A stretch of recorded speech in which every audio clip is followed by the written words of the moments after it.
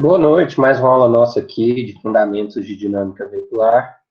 Na aula de hoje, a gente vai ver um pouco sobre as forças e as acelerações que são desenvolvidas em um veículo.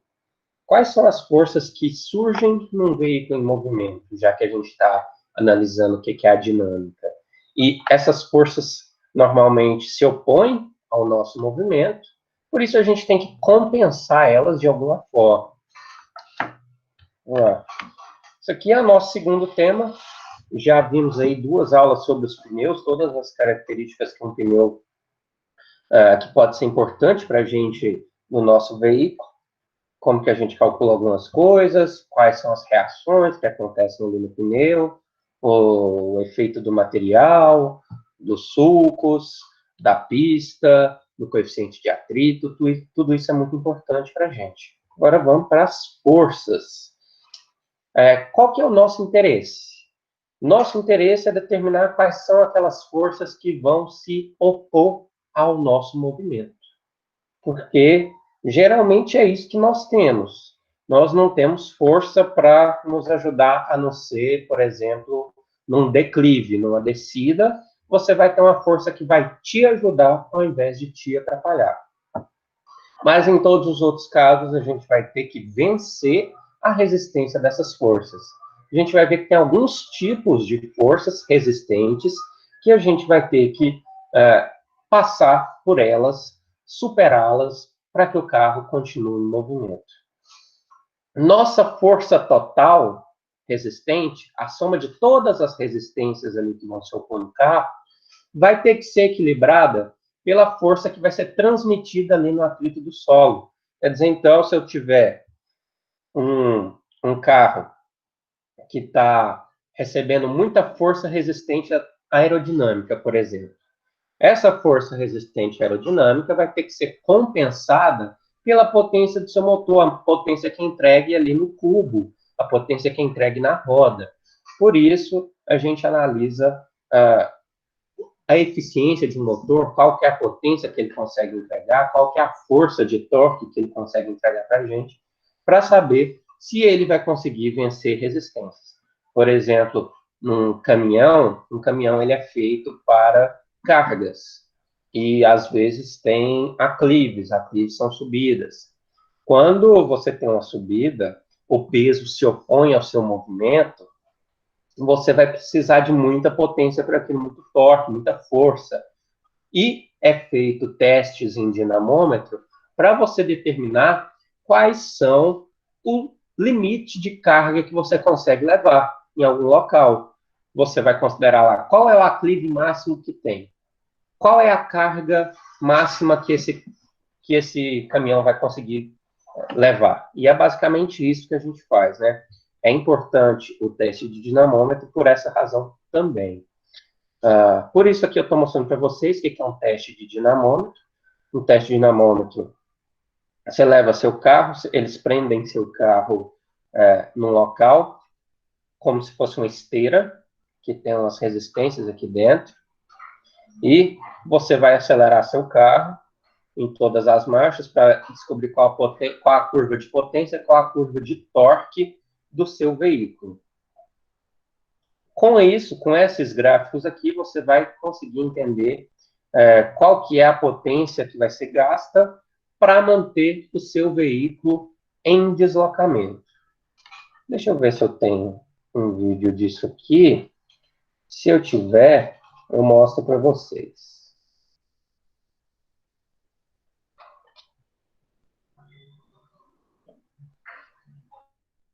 Tenho sim, eu vou mostrar aqui para vocês o vídeo de um teste em dinamômetro.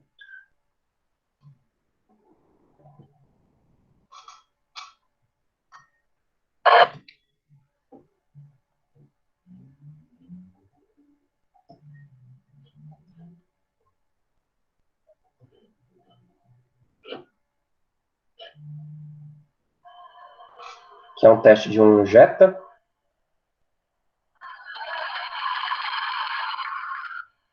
Esse Jetta aqui, olha aqui, igual eu falei para vocês, eles vão, colocam o carro no dinamômetro, prendem o carro, é claro, para ele não escapar aí na parede ou em alguém, Depois que é preso o carro, colocam ele numa esteirinha para fazer o teste. Olha aqui a esteirinha aqui na frente funcionando, ó, a roda movimentando ela.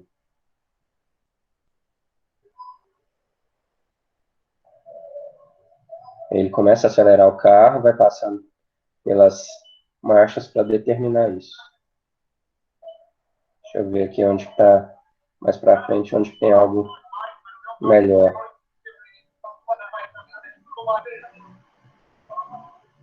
Aqui, ó, tem um sistema de refrigeração aqui, tem que funcionar com ventilador, né? Porque você não vai ter fluxo de ar, senão você funde o motor. Ele acelera o carro até o limite para que ele consiga tirar os dados disso aí.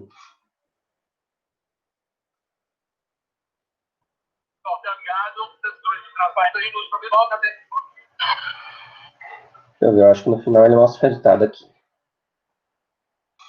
Olha aqui o resultado que sai lá para ele. Resultado, ele pega as curvas de potência e torque e vê aqui, ó, qual é a potência máxima? Ele conseguiu 221 HP em 5.584 RPM. E o torque máximo, ele conseguiu aqui 36,8 kgf em 3.604 RPM.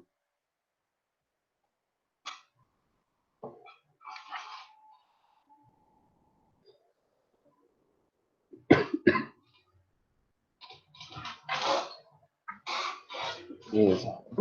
Então, vou elencar para vocês quais são as forças que se opõem ao nosso movimento do veículo. Para todos os tipos de veículo, a gente vai ter resistência mecânica, resistência ao aclive, a resistência de inércia, a resistência de rolamento e a resistência aerodinâmica. Vamos ver cada uma dessas aqui, como é que a gente calcula cada uma delas.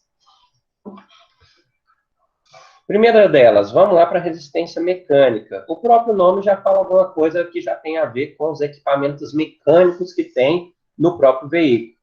Vai ser considerada toda a perda que vai sair do volante do motor até chegar no cubo onde que tem as suas rodas. Então, todas as perdas que saem a partir do motor até chegar na roda é aquilo que a gente chama de perda mecânica, e são responsáveis pela resistência mecânica no caso de um veículo. O que está incluído? O câmbio, o eixo cardan, o diferencial, os mancais, qualquer outro ponto aqui de transmissão, até chegar perto ali da sua roda. Porque na roda a gente vai ter resistência ao rolamento, resistência de inércia também, que a gente vai ver. Como que a gente calcula isso? Para a gente encontrar potência no cubo é aquele equipamento que vai transmitir o movimento para a roda.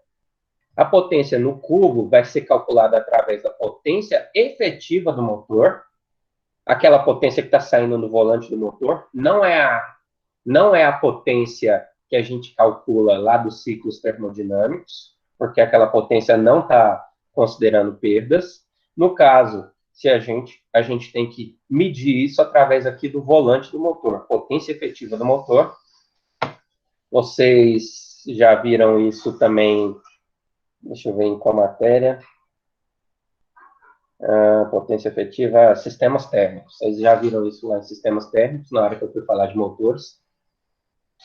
E a gente vai multiplicar isso pelo rendimento mecânico da transmissão.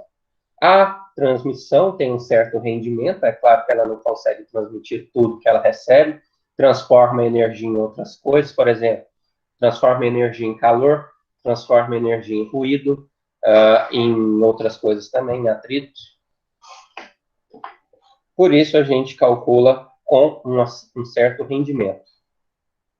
E como a nossa potência efetiva do motor vai ser a soma das potências no cubo e a potência perdida na transmissão, a gente pode escrever isso aqui, ó, que a potência que é consumida na nossa transmissão, ou seja, não é no motor, vai ser 1 menos a eficiência da nossa transmissão, vezes a nossa potência efetiva ali do motor. Vocês têm aqui uma ideia de como que varia essa eficiência da nossa transmissão a partir da carga. O que é carga? É o quanto que você está acelerando ali no seu veículo. Se você não está acelerando nada, a carga é 0%. Se você está acelerando tudo, carga de 100% no seu veículo. No caso, quando a gente está numa carga menor, a nossa eficiência é zero. Mas, à medida que a gente vai aumentando a carga, a nossa eficiência da transmissão vai ficando maior. Lembrem, na transmissão, quando a gente está aqui em menos carga, geralmente a gente está iniciando o movimento. Depois a gente já está com o movimento em andamento. Quando eu falo de transmissão de um automóvel comum, a gente fala que está numa eficiência mais ou menos de 84% até 93%. Depende de cada transmissão. Por exemplo, naqueles tipos de câmbio automático que tem uma marcha apenas, o câmbio CVT, por exemplo, que ele consegue adaptar essa marcha sozinho ali para você, ele vai ter uma eficiência maior. Mas por que um câmbio automático não é mais econômico? Porque o nosso software ainda não consegue trabalhar exatamente na faixa da economia que nem a gente pessoalmente conseguiria trabalhar. E esse aqui é um gráfico da potência que é disponível lá no cubo de roda para cada marcha. Então, cada marcha tem uma potência disponível. Vejam aqui, ó, primeira marcha, segunda marcha, terceira marcha, quarta marcha. E é a potência efetiva que está do motor disponível. A gente vai retirar essa parte tracejada aqui, ó, que é a nossa potência da transmissão. Ou seja, se eu tenho essa potência efetiva do meu motor e retiro essa potência da transmissão, o que sobra é só essa diferencinha. É só com essa diferença bem pequena aqui que faz o seu veículo movimentar e ganhar velocidade, que a gente chama aquilo da nossa potência que chega no cubo em si. Então, a potência que chega no cubo é muito pequena em comparação à potência que sai do motor. Agora, já vimos a resistência mecânica. Vamos para a resistência ao aclive. Resistência ao aclive é simplesmente a resistência subida, gente. Quando o carro está em subida, ele tem uma resistência devido a esse aclive. O que acontece? Quando a gente está num local plano, esse local plano vai gerar um peso apenas naquele plano. Mas só que se a gente estiver no aclive, a gente tem uma certa inclinação. Se a gente tem uma inclinação, tem componentes do peso. Tem uma componente do peso que vai realmente ficar aqui, ó, dando sustentação para o carro no chão, e outra componente que vai dar a resistência ao aclive. Essa componente aqui, ó, G seno de alfa, alfa é a angulação do seu aclive, vai ser a responsável por fazer com que seu carro tenha dificuldade de subir um morro. Então, quanto maior o alfa aqui, pior para a gente vai ser. Então, nossa resistência ao aclive vai ser exatamente esse G seno de alfa. A gente vai falar, então, que a resistência ao aclive é o QS. A gente pode também se referir a um aclive de forma percentual. Ao invés de eu falar o ângulo para vocês, eu posso falar assim, tem 45% de aclive, tem 35% de aclive, tem 100% de aclive. Como que a gente faz esse cálculo? Olha aqui, ó, o percentual, que é o A, vai ser igual ao tangente de alfa. Nesse caso aqui, ó, se a gente tiver um aclive de 40%, ou seja, 0,4, 40%, se a gente for calcular isso aqui em graus, vai fazer arco tangente de 0,4, a gente vai achar aqui, ó, 21,8 graus. Com 21,8 graus, então, quer dizer que é 40% de aclive, que é esse caso. Agora, se eu tivesse um aclive de 20%, você vai ter um A de 0,2, que é o percentual. Se a gente for transformar isso para ângulo, vai ficar em 11,31%.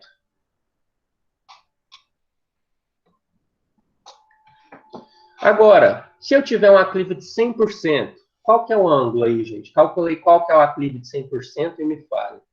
Na hora que vocês responderem, eu volto nesse tema aí. Vou voltar aqui na fórmula. Vejam, ó. Essa é a fórmula. O que acontece quando o aclive é de 100%? Qual que é o ângulo referente a 100% de aclive?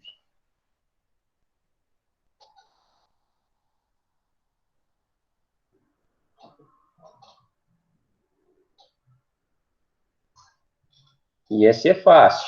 Esse é fácil da gente entender. Não, gente, calcula aí, ó. É 45 graus. 90 graus, não. 45 graus vai ser 100%. Por quê? É a partir de 45 graus que você vai ter mais resistência ao aclive do que realmente o peso do carro sobre o plano.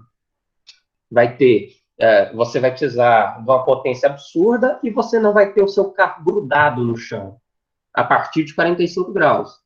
90 graus é claro que o carro vai cair, gente. Não tem o que fazer. Não só com 90 graus, por causa do centro de gravidade, seu carro vai cair, sei lá, com 70 graus, alguma coisa assim.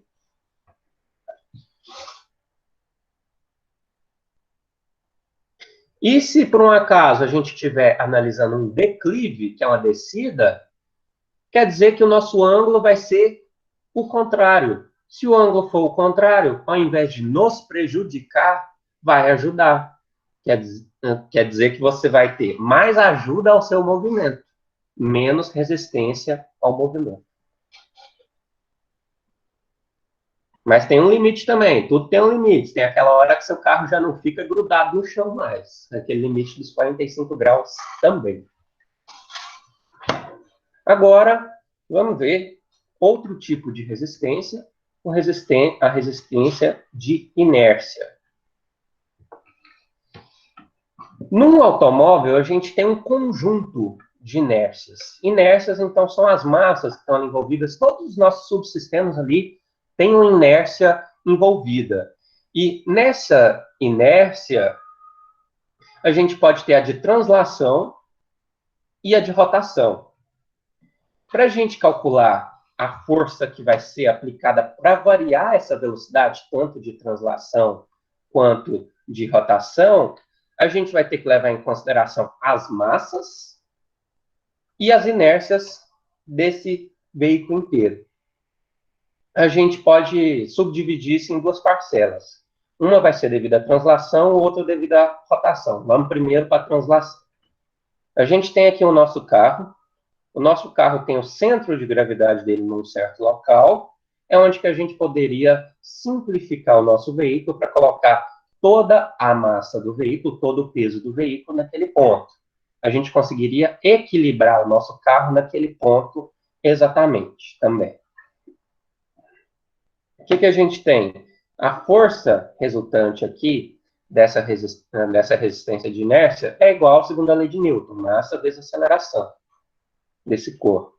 Já nas massas de rotação, a gente tem que utilizar a aceleração angular. A aceleração angular é aquela que é radianos por segundo ao quadrado. E também a inércia rotacional, que é quilogramas por metro quadrado. Dessa forma, a gente vai surgir com um momento. Esse momento é o J alfa. O J, que é a inércia, alfa, que é a nossa aceleração angular. Quando a gente tem um veículo que tem caixa de redução de rotação, ou seja, qualquer caixa de marcha, para ter uma redução de rotação, a gente vai ter diferentes inércias girando em diferentes velocidades.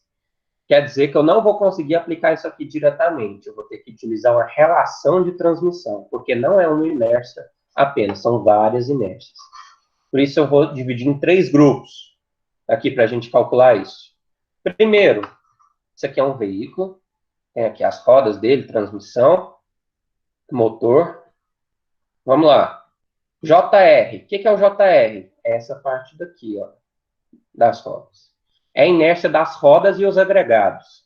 Vai ter as rodas dianteiras, no caso aqui, as rodas dianteiras, rodas traseiras, a parte do diferencial que vai se conectar com a roda, disco e tambor de freio. Então, tudo que tiver aqui dentro dessas partes, a gente vai considerar como sendo a inércia das rodas, o JR.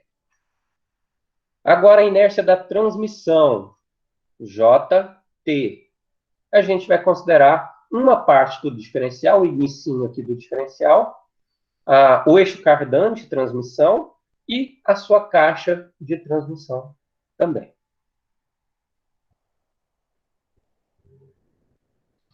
Agora, por fim, tem a inércia do motor. A inércia do motor, como já fala, é o motor e os acessórios dele. O volante, a embreagem e uma partezinha acionadora ali da caixa de marchas também. Então, temos os três tipos de inércia. Quando a gente quer obter a força equivalente dessa inércia ali com o contato com o solo, a gente vai dividir aquele momento M, lá do J alfa, pelo o raio dinâmico do pneu. Isso eu ainda não falei com vocês, que a gente vai ver num capítulo mais lá para frente. O raio dinâmico do pneu é aquele raio que é formado quando o veículo está em movimento. A gente considera um outro raio para aquele pneu, porque o movimento faz com que ele se comporte de forma diferente. Lá para frente a gente vai entender o que é esse raio dinâmico, mas por enquanto agora não vai ser tão importante. E a gente encontra as nossas resistências ao rolamento. Então, M sobre o raio dinâmico, substituindo o M aqui pelo nosso J alfa, a gente encontra essa equação. E temos também que a aceleração linear e a aceleração angular, elas são relacionadas pelo raio, o raio da roda. No caso, o raio dinâmico. Então, aqui, ó, a aceleração linear vai ser a aceleração angular da sua roda vezes o raio dinâmico dela, que é para a gente calcular. Se a gente substituir aquela aceleração na expressão, a gente vai conseguir relacionar a resistência de inércia rotativa com a aceleração linear. Olha aqui, ó, você mesclou os dois fatos, tanto a aceleração linear, que estava lá de translação, com a sua resistência de inércia de rotação, porque você tem o J aqui também, e o raio dinâmico. Só que com isso aí, você vai ter um probleminha. Vai ser devido ao fato que as rodas não vão girar de acordo com a velocidade das inércias, do JT e do JM. JT da transmissão, JM do motor. E quer dizer, então, que uma soma direta disso aqui, dessas grandezas aqui, não pode ser utilizada para o cálculo da inércia total, J. Porque não vai ser só isso que está envolvido. Porque a gente tem uma caixa de transmissão. Essa caixa de transmissão tem diferentes inércias nela, e a gente tem que obter uma inércia equivalente dela. Para a gente obter essa inércia equivalente aqui, que é o J', a gente vai aplicar conservação de energia na caixa de marcha.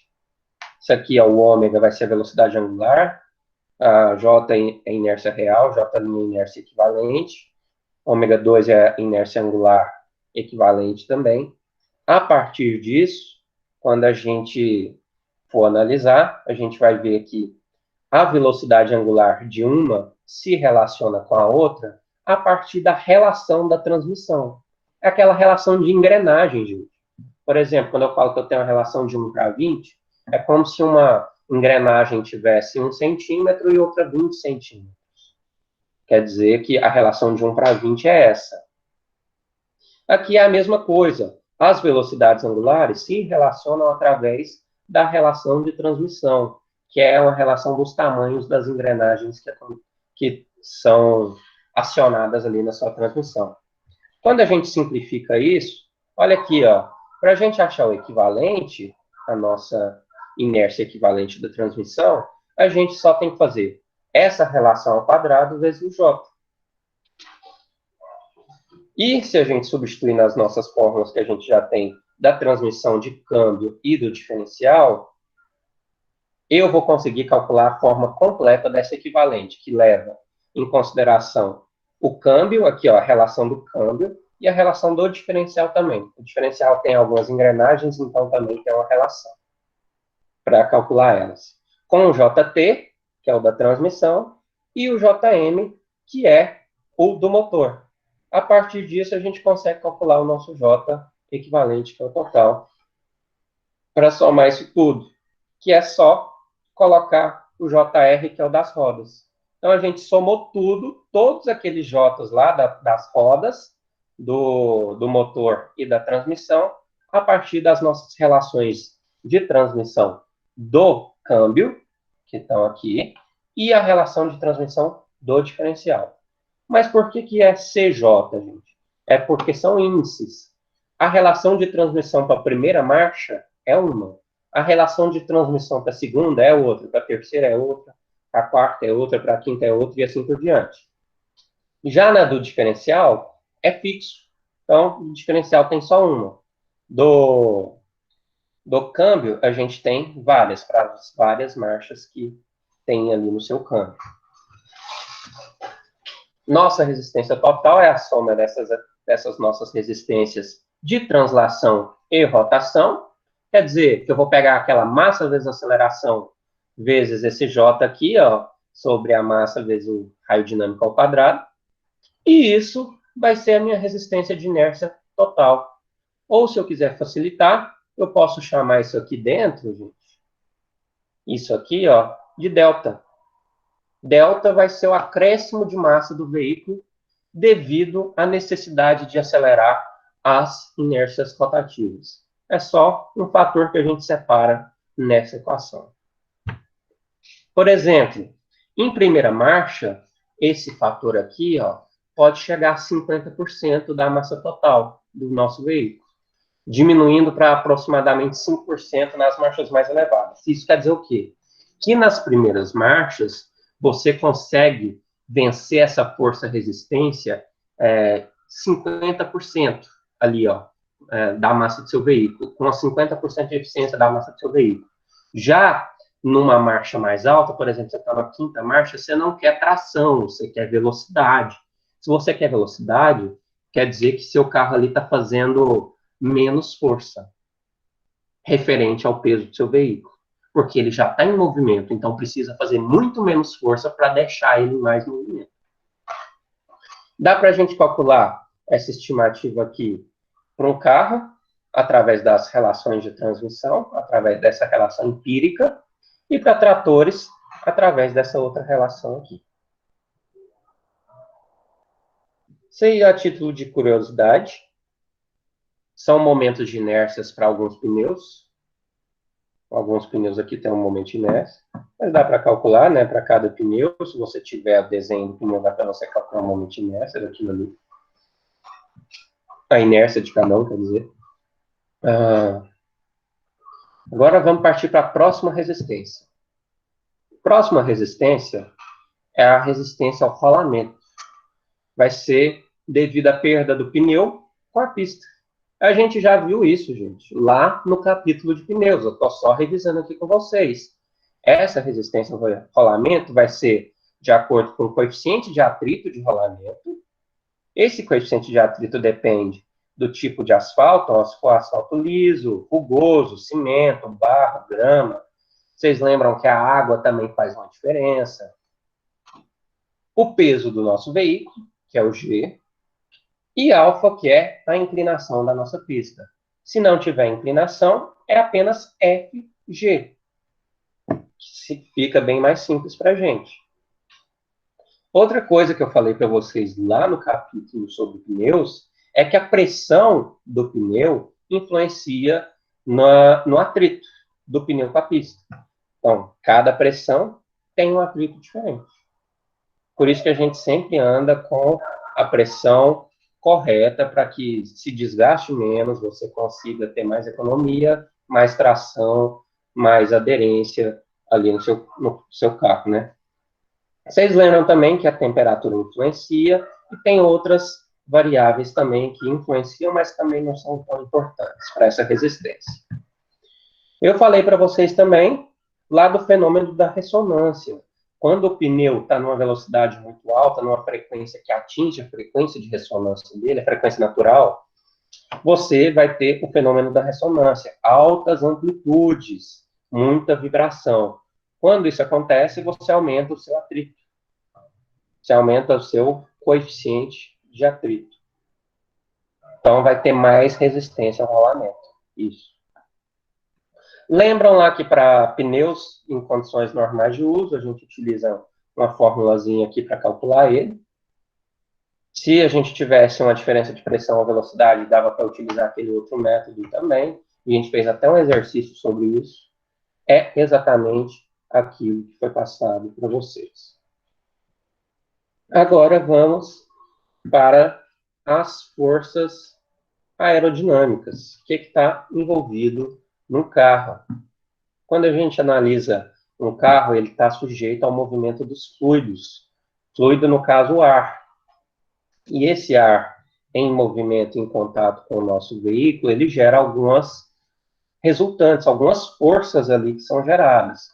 Por exemplo, eu tenho uma força que é gerada, uma força de arrasto, que é exatamente na direção oposta ao movimento do seu veículo, e essa força tende a me segurar.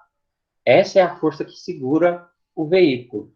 Por exemplo, quanto mais arrasto você tem no carro, mais consumista seu carro vai ser, porque ele está desperdiçando muita energia ali só para vencer o arrasto. Temos também a força de sustentação. A força de sustentação é aquela que é responsável por deixar os aviões no ar. É aquela força que fica por baixo das asas, sustentando o avião. Então, aquelas forças que conseguem, digamos assim, segurar as asas do avião. Mais ou menos essa, que é a sustentação. E, no caso de um veículo, a gente tem sustentação? Também tem, aqui na parte de baixo. Mas só que é interessante em alguns casos, por exemplo, em carros de competição, a gente quer exatamente o contrário da sustentação. A gente quer o downforce. O downforce é a sustentação, só que para o sentido contrário, para baixo, para grudar o seu carro no chão. E eu tenho também o confinamento e o cisalhamento do ar que passa no assoalho aqui no veículo também. Só que, a partir da evolução dos tempos e dos estudos, a gente entendeu que esse ar que passa aqui debaixo do nosso veículo também pode ser benéfico no quesito aerodinâmico, quando a gente vê um veículo de competição também. Tem os difusores que a Brown GP utilizou em 2009. Brown GP foi uma equipe de um ano apenas. A equipe existiu por um ano e ganhou o campeonato nesse ano, tanto de construtores quanto de pilotos. Por causa que eles entenderam esse efeito solo aqui, ó. Eles entenderam que o efeito do ar que passava embaixo do veículo poderia ser utilizado de alguma forma aqui no final. Teve até uma palestra que eu trouxe para vocês de um amigo meu, de um colega que fez curso comigo, lá na SEMEC do ano passado. Vocês viram lá que tinha razão dos difusores fazerem com que o carro colasse no chão, a traseira colasse ainda mais no chão. Um exemplo disso, do downforce e da sustentação, deixa eu falar para vocês o que é a sustentação e downforce. Tem uma pista da Fórmula 1 que chama Mônaco, que tem um túnel. Esse túnel, eles passam por esse túnel, é mais ou menos uns 400 metros de túnel, alguma coisa assim. Eles passam lá, iniciam a 200 km por hora e chegam lá no final a 300. Então é bem rápido. Com o tanto de downforce que um carro de Fórmula 1 possui, ele conseguiria andar no teto tranquilamente, sem cair, se ele tivesse nessa velocidade. Por quê? Só a força aerodinâmica do downforce, ou seja, uma sustentação aqui para o carro, já seria o suficiente para deixar ele aqui andando na parte de cima. Seria exatamente igual um avião. O avião estaria aqui, ele estaria tão rápido que essas asas aqui do Fórmula 1 conseguiriam deixar ele grudado aqui em cima. Então, vamos ver aqui sobre as nossas forças. A gente vai decompor nossas forças. Primeiro, vai ter uma força na direção axial do corpo, que é a força de arrasto, que é a direção axial, força de arrasto, ou força de resistência aerodinâmica, também você pode chamar disso. Você tem uma força na direção vertical, que é a força de sustentação ou downforce, dependendo do que você está analisando.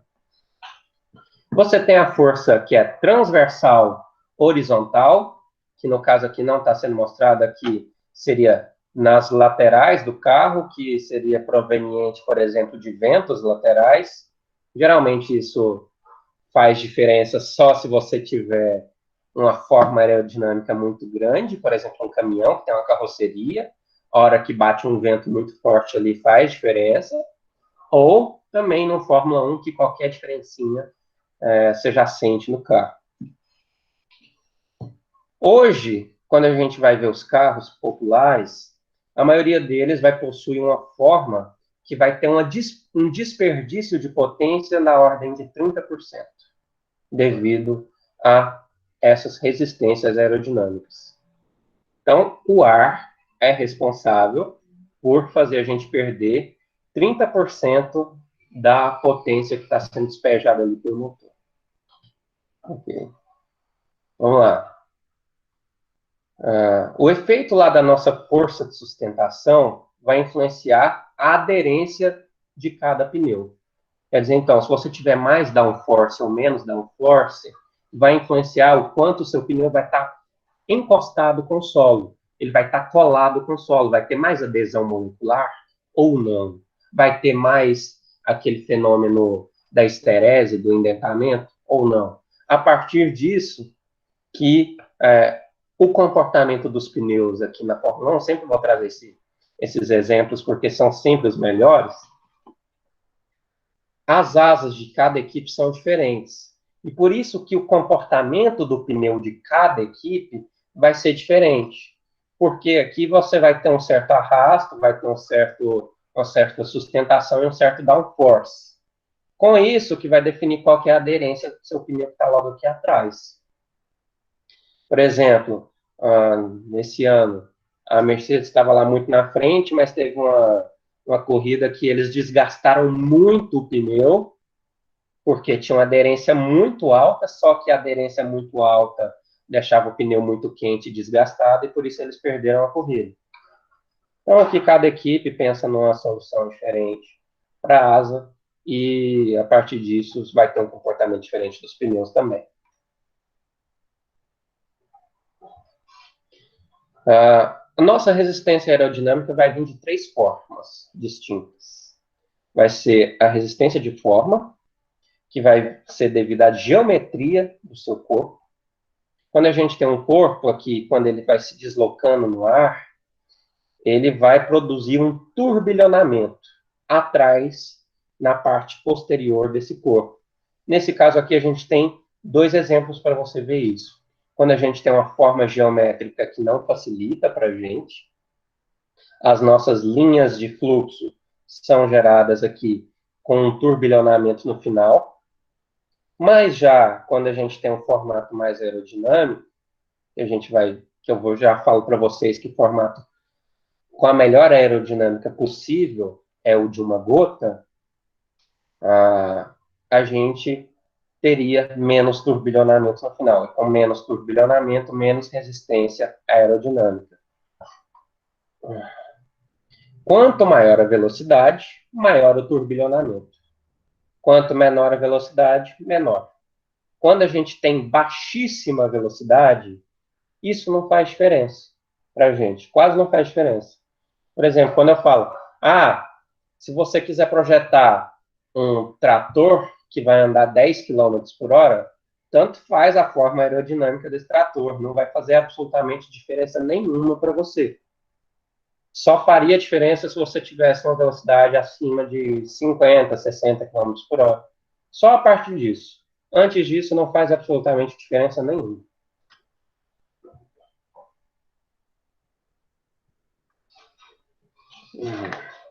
Temos aqui também resistência ao atrito.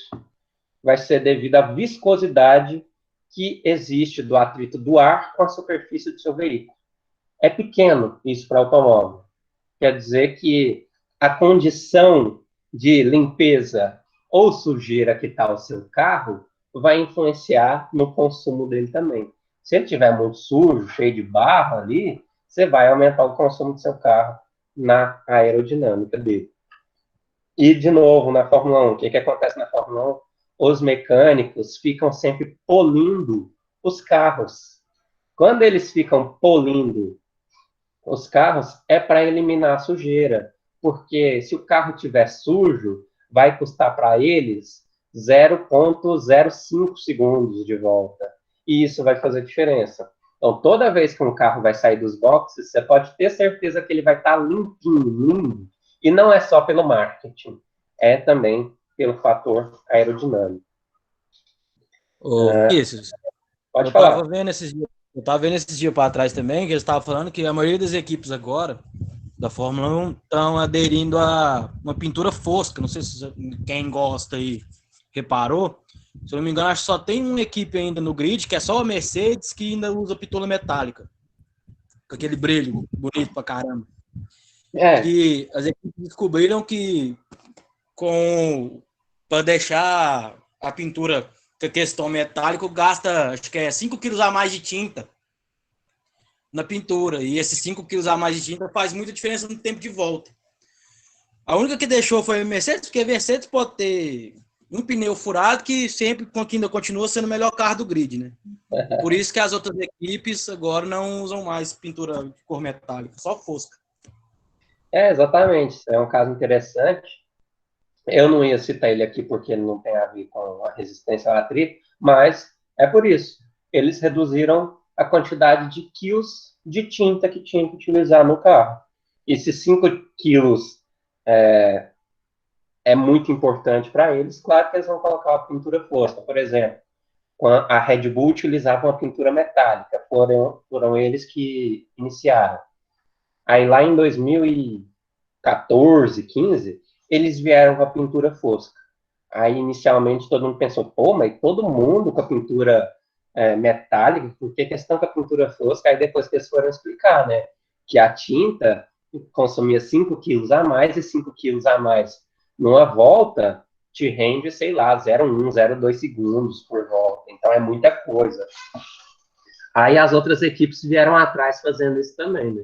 Mas é claro que tem equipe que até hoje utiliza as metálicas, porque eles podem economizar, por exemplo, peso em outra coisa, ou o piloto é mais leve também, sabe? Até o piloto faz diferença. Se o piloto é mais pesado, eles têm que fazer um corre para deixar o carro mais leve.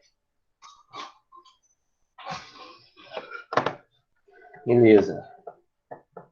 Perda por corrente de ar vai ser devido àqueles, o ar que penetra no carro, por exemplo, por frestas, ou para refrigeração do motor, para ventilação, e aquele ar vai gerar uma perda ali do seu carro de potência. Quer dizer que se o ar que entra no carro, ele vai perder parte da sua velocidade ao entrar ao veículo e depois ele vai sair mais acelerado, porque o veículo vai estar mais acelerado que ele. Quer dizer que ele vai consumir a energia ali. Você vai perder um pouco de potência por conta disso. As perdas por esse efeito de circulação do ar dentro do nosso veículo, pode ser no motor ou dentro do habitáculo, pode ser de 1 a 10% da resistência total. Então, você pode pensar nisso na hora de ligar um ar-condicionado também. Será que compensa ligar um ar-condicionado na estrada? Se você estiver lá a 110 km por hora, mais ou menos, eu acho que até compensa para você, porque se você abrir as janelas nessa velocidade, você vai gerar tanta perda que não vai compensar o combustível que você está utilizando a mais para ligar o ar-condicionado.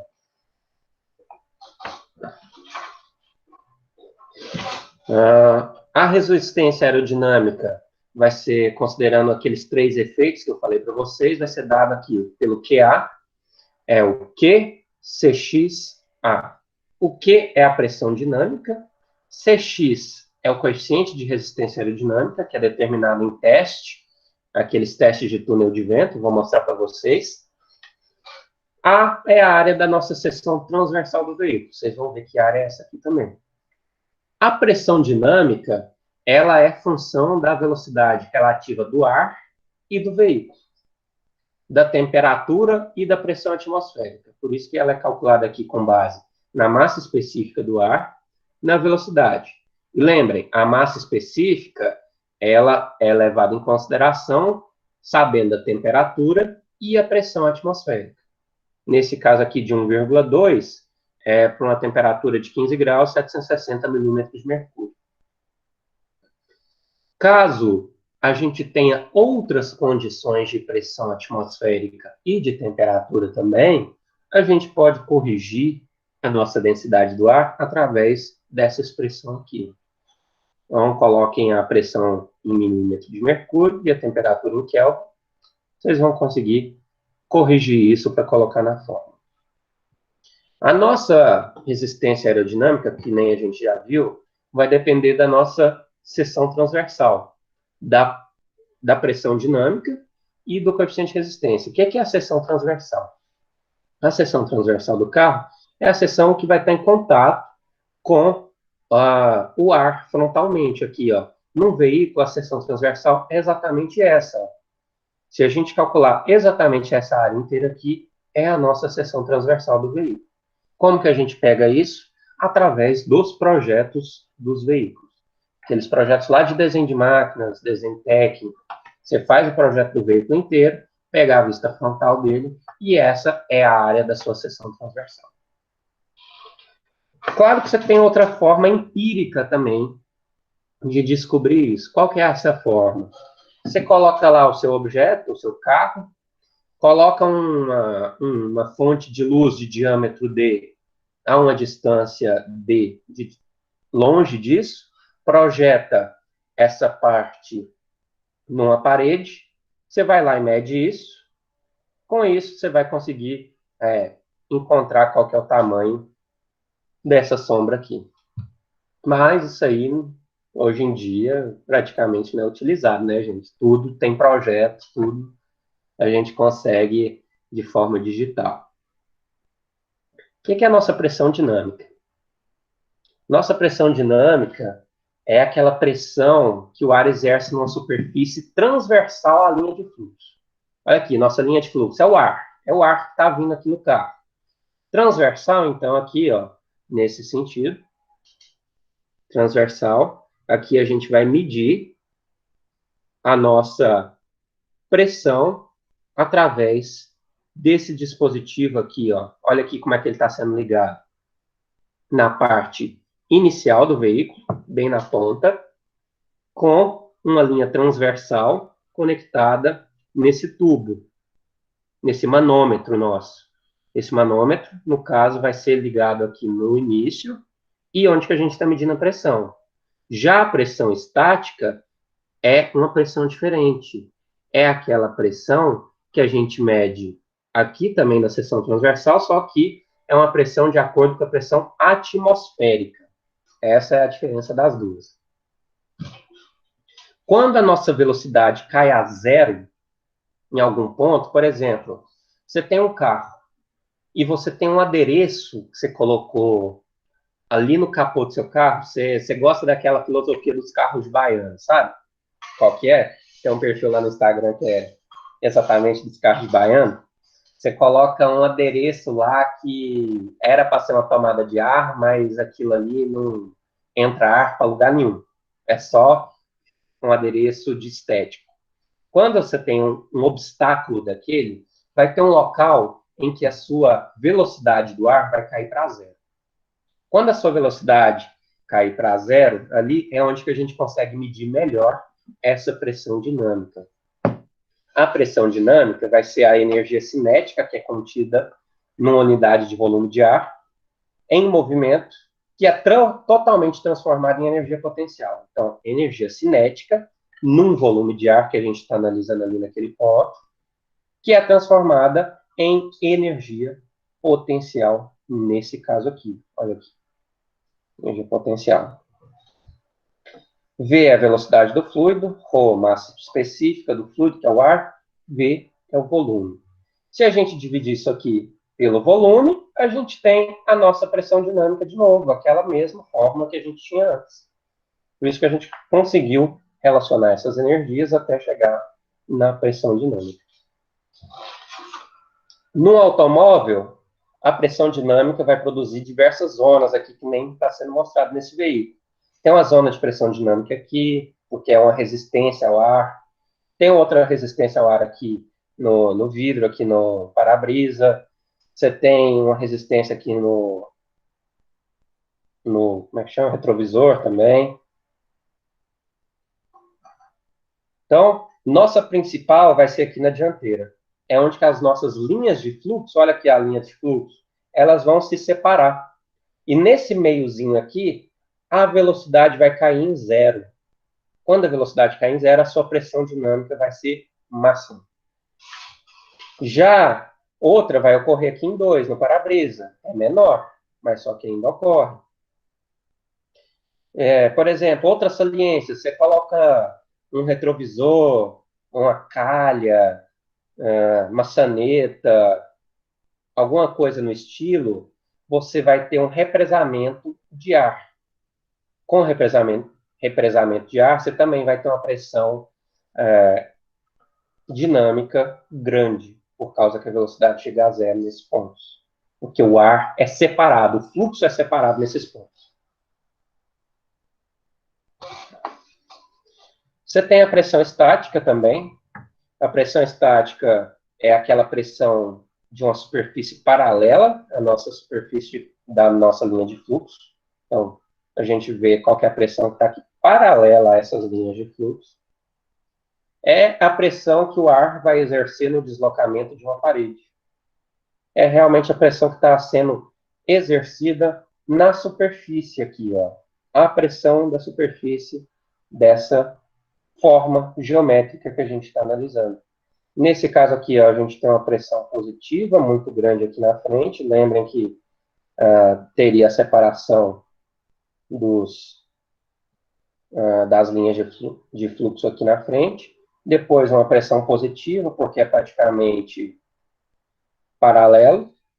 Depois uma pressão positiva de novo, pela diferença aqui, você vai ter uma separação do fluxo com isso.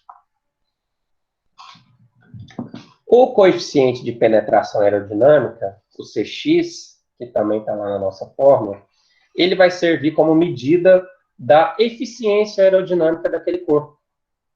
Ele vai ser determinado experimentalmente, em laboratório, com aqueles túneis de vento, provavelmente, ou também em análise CFD, em softwares, que você já consegue fazer isso também. Inclusive, tem alguns trabalhinhos sobre isso do Baja, de fórmula. Então, tem muito trabalhinho sobre isso, de determinar coeficiente de penetração aerodinâmica. O que a gente considera? A forma, o acabamento superficial, o fluxo necessário de refrigeração para o motor, no interior também. E quanto menor o valor de Cx, menor vai ser a resistência ao ar. Quanto menor o Cx, melhor, então, para a economia de um veículo. A determinação desse Cx pode ser através de túneis de vento, com escala reduzida de um veículo. Vou mostrar aqui para vocês. Isso aqui é uma Fórmula 1 em escala reduzida, foi colocado no túnel de vento, para ver qual que é a reação do carro quanto ao fluxo de ar. Quais são as recomendações quando a gente vai fazer esse teste em túnel de vento? A gente precisa considerar usar o ar de refrigeração, o ar que entra no radiador, o ar que entra dentro do veículo, o ar que possa entrar em qualquer outra parte do motor. Tudo isso a gente tem que ser considerado. E, por exemplo, se você tiver uma ventoinha do carro aqui também, Se ele tivesse na frente, um carro com a ventoinha ligada, você tem que considerar um motor elétrico ali para fazer essa influência do ventilador ali na frente. Uma coisa aqui também, as rodas de um modelo, em geral, elas não giram quando a gente vai fazer um teste de um carro normal. Só que num carro aqui de roda aberta, que nem o Fórmula 1, o movimento das rodas faz uma influência enorme na aerodinâmica de um carro. Então, eu já digo assim para vocês, um carro de Fórmula 1 seria muito mais rápido se as rodas fossem cobertas. Já que elas não são, a gente tem que fazer alguma coisa para que essas rodas fiquem em movimento no teste desse veículo no túnel de vento. Vocês vão ver lá que tem uma esteirinha. Essa esteira faz com que as rodas fiquem em movimento também. Outra coisa, você precisa utilizar o maior número de detalhes possível no seu modelo, colocar ele em detalhes o melhor que você conseguir. Conseguir imprimir ele em 3D certinho, ótimo. Exatamente como se você tiver palheta de para-brisa, maçaneta, calha de chuva, tudo isso tem que incluir para ser o mais realista possível. Beleza.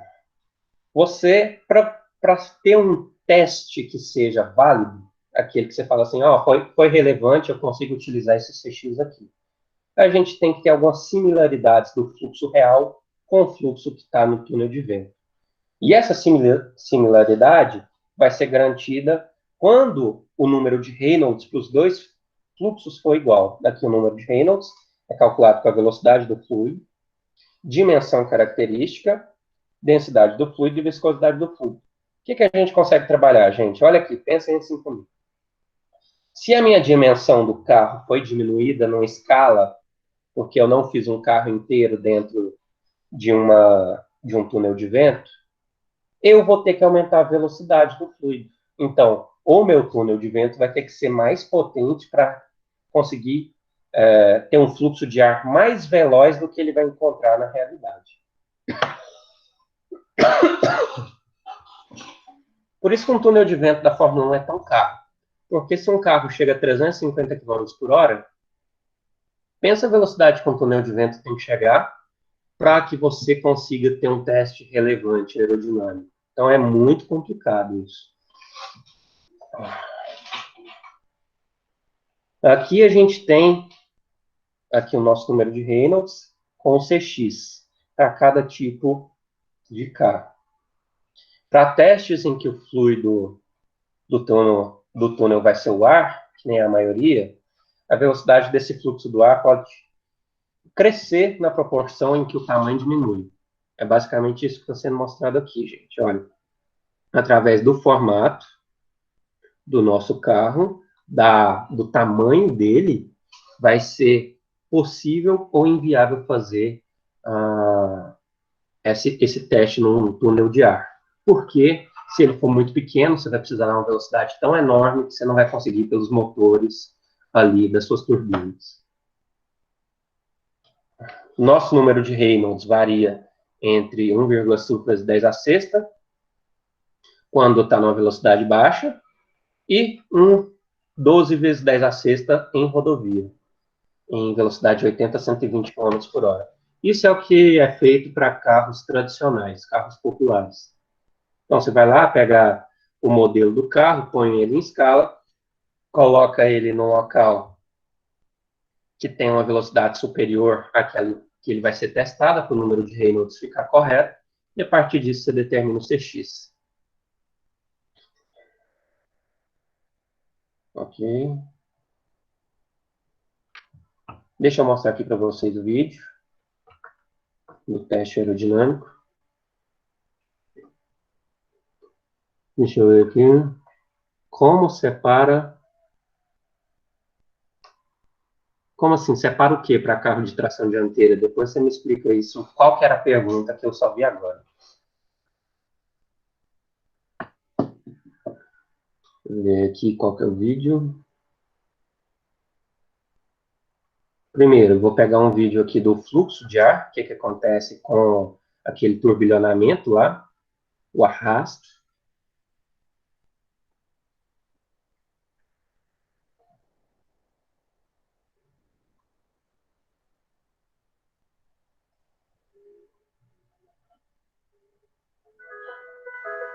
Tem aqui, ó, elemento de um círculo. Vejam aqui o fluxo, ele está sendo mostrado através de uma fumacinha. À medida que aumenta a velocidade, o turbilhonamento aqui vai aumentando no final.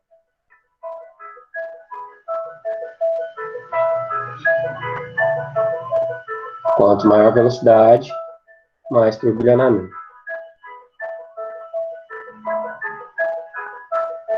Essa aqui é a seção de pressão negativa do carro. Por isso que os pilotos de Fórmula 1 tentam pegar essa pressão de pressão negativa do carro da frente. Isso que eles falam assim, ele está pegando vácuo. Quando ele está pegando vácuo, quer dizer que ele está evitando toda essa pressão positiva que está aqui na frente. Ó.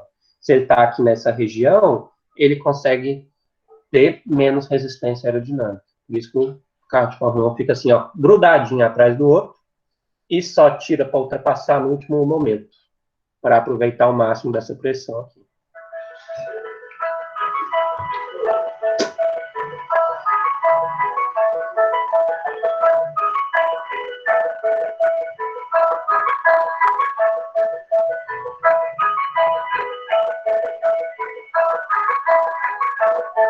Vejam aqui, ó, na frente acontece a separação do fluxo, onde que a pressão dinâmica é máxima. Vejam aí, ó, uma asa de um avião, o que que acontece? Você tem uma força de sustentação aqui levando ela para cima, muito turbilhonamento.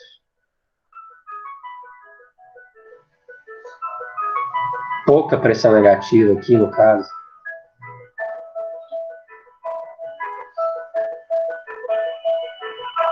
Já quando ela está no ângulo de ataque de zero, veja aqui, ó, o tanto que é mais simples.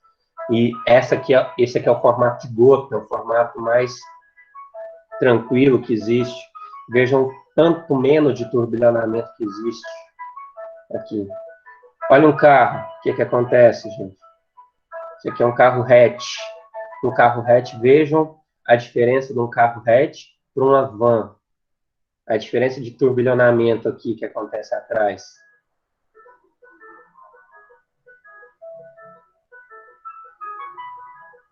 Aqui a gente tem mais eficiência aerodinâmica.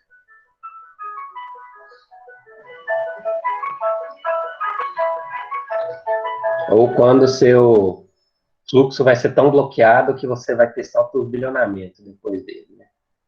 Acontece também. Quando a gente quer passar num trocador de calor, isso aqui, ó, o fluxo passando num radiador, por exemplo. Mais ou menos isso que acontece, gente. Olha, cheio de tubos lá.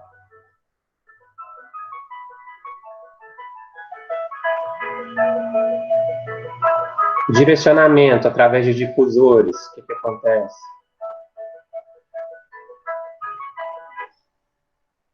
E vamos lá. Tem mais um aqui.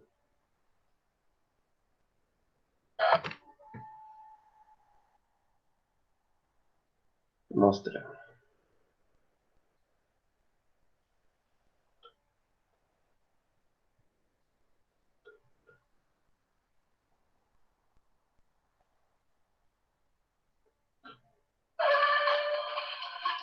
Aqui é o teste de túnel de vento no Fórmula 1.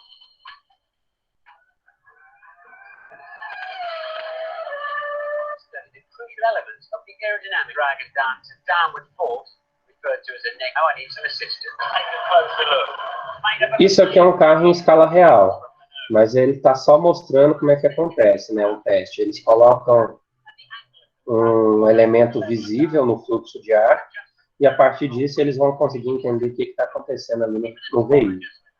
Mas isso é claro que é num túnel de vento, né? Eles veem tudo que está sendo direcionado aqui pelo veículo. Se está sendo direcionado para uma área boa ou para uma área ruim.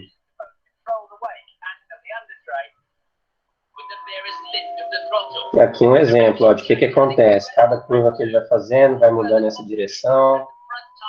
E é isso que eles tentam prever nos testes aerodinâmicos em túnel de vento. Aqui, ó, onde que entra ar para o motor. É bem aqui.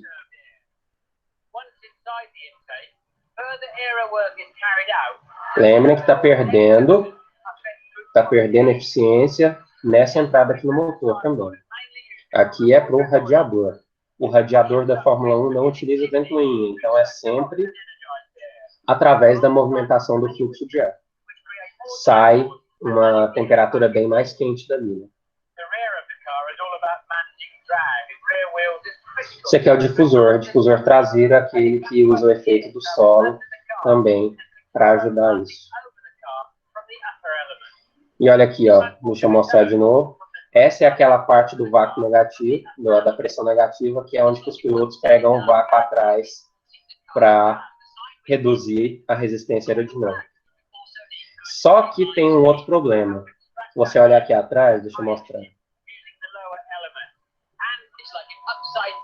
É gerado muito turbilhonamento aqui. Quando você tem muito turbilhonamento, quer dizer que seu carro vai se comportar de maneira arisca se você estiver atrás dele fazendo curva. Por isso que um carro de competição, quando está bem atrás do outro, ele tem uma dificuldade imensa de chegar perto, porque o ar fica muito contaminado pelo turbilhonamento e todo carro que era para funcionar de uma forma não vai funcionar.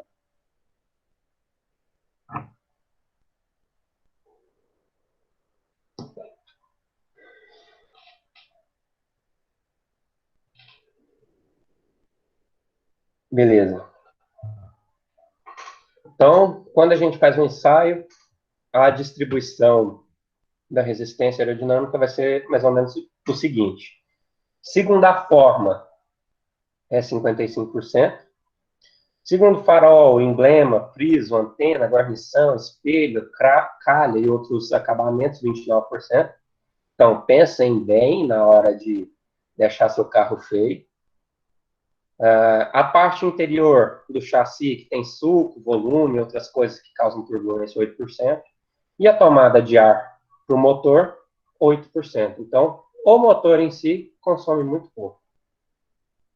Olha aqui CX para carros que são bem atuais. Tipo o Fiat 147, o Uno, Corcel 2, Del Rey, o Pampa, Monza, o Gol, ano 90, Paraty, só carro novão, ó, Cadete.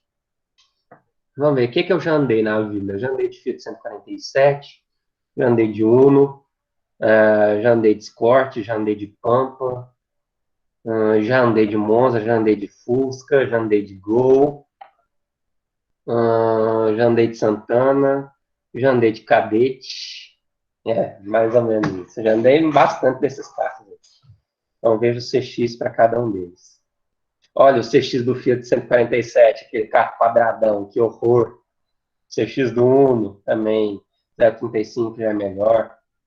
Quanto mais redondinho o carro, costumava ser melhor. A força de sustentação e a força centrípeta. Todo corpo que a gente estiver analisando, que é imerso em um fluido, vai sentir a ação dessas forças. Essa ação é uma força resultante da distribuição das pressões que o fluido vai exercer durante todo o nosso veículo. A força que é resultante dessa distribuição de pressão vai ser vai agir no centro de pressão do carro. É como se a gente tivesse um centro de gravidade, só que para as pressões. Se a pressão está agindo aqui no seu veículo inteiro, é como se eu definisse um ponto para falar assim, olha, todas as pressões podem ser simplificadas e colocadas nesse ponto. Esse é o nosso centro de pressão. A componente vertical, que é a força de sustentação, a gente consegue calcular da seguinte forma. Força de sustentação, FZ, é o coeficiente de sustentação aerodinâmica, vezes o Q, que é a nossa pressão dinâmica, e o A, que é a área da nossa plataforma de um aerofólio. Com isso aqui, a gente consegue calcular qual que é a força de sustentação de um avião. Se eu der as informações aqui da área das asas para vocês, vocês conseguem ver qual que é a sustentação.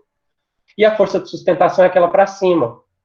Se você sabe que o avião, por exemplo, pesa 30 toneladas, qual que é a força de sustentação mínima que você precisa para fazer com que seu veículo, para que seu avião decole? É 30 toneladas mais um pouco. Então, é a partir disso que a gente define também qual que é a velocidade para um avião começar a levantar voo. Beleza. Só um minutinho.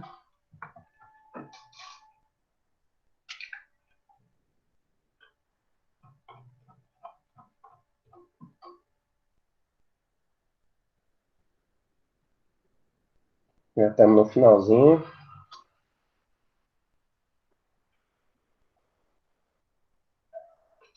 O momento que é associado a essa força de sustentação e a resistência de inércia, que é o ml, ele vai ser calculado a partir dessa seguinte forma. O EH é a diferença do nosso centro de gravidade para o nosso centro de pressão no sentido longitudinal. E o EV vai ser aqui no sentido transversal. Quando um veículo vai percorrer uma trajetória com curva, está fazendo uma curva, vai surgir uma aceleração centrípeta. Vocês já viram isso lá da física. Então, nossa curva vai ter um raio ρ, nosso carro vai estar numa certa velocidade v, e com isso você calcula a aceleração centrípeta, que é v quadrado sobre ρ, e a força centrípeta, que é massa vezes essa aceleração aqui. Quando a gente substitui os nossos dados, a gente simplesmente calcula a força centrípeta de uma curva, que vai levar em consideração o raio da curva, a massa do veículo e a velocidade tangencial desse nosso veículo. Gente, eu vou deixar uma atividade para vocês fazerem sobre isso tudo que eu mostrei. E semana que vem a gente se encontra para mais matéria. Lembrem que nossos livros base da matéria estão aqui. Deem uma estudadinha neles. Alguém tem dúvida? Comentário? Professor, você mostrou essa última parte da aerodinâmica aí, dos carros. Eu lembro que uma vez um aluno comentou na sala de aula que esse pesquisador estava fazendo fizeram uma pesquisa e testaram que o Fiat Uno tem a aerodinâmica perfeita. Eu lembro que na época todo mundo riu dele. Quem tinha aerodinâmica perfeita? Fiat Uno. Ah, não podia, mano. É só a escada que deixa a aerodinâmica perfeita. Tem dessa de Fiat Uno zero fazer alguma coisa, não. Exatamente, o adesivo de firma ali tira um pouco da resistência aerodinâmica também, vocês já sabem, né?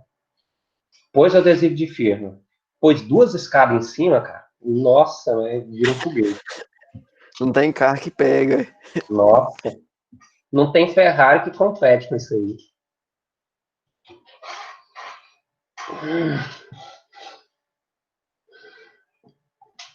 Acho que é isso, gente. E aí, gostaram da aula? Conseguiram entender mais algumas coisas sobre os carros? O que vocês estão achando da matéria?